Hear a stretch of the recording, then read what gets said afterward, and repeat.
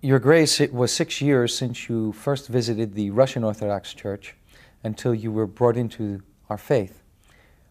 What did you do to convince yourself that you wanted indeed to be Orthodox?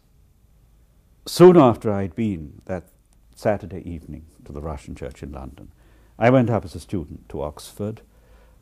There was a small Orthodox community in Oxford, so I began going to services there, just in a room, very few people. But I joined an organization more active in Britain than over here, the Fellowship of St. Alban and St. Sergius, which was aiming to be a forum where Orthodox and non-Orthodox could meet and talk. And through the Fellowship of St. Alban and St. Sergius, I met Orthodox clergy and laity and could talk with them.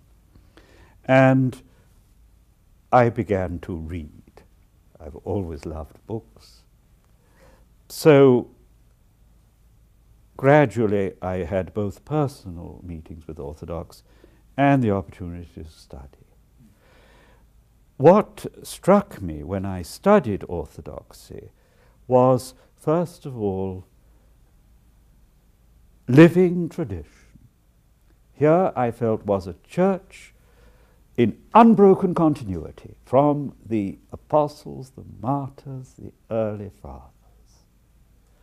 And yet a church which had not just continued this early life in a mechanical way, but a church in which tradition was a living thing. So unbroken continuity, living tradition, this was what attracted me. I've thought many times it's too difficult for a Western person to become Orthodox. I'd better become Roman Catholic.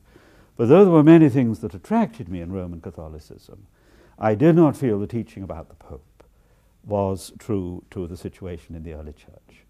And so I felt, no, I can't go there.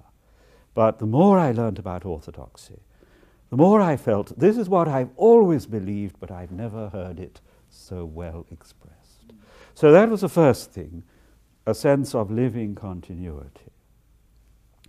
I was also moved by reading about the martyrs of the Orthodox Church, not just in the first 3 centuries, but in more recent times. I was moved to read about the new martyrs of the Turkish period in the Greek world, of course also Arabs, Bulgarians, Serbs.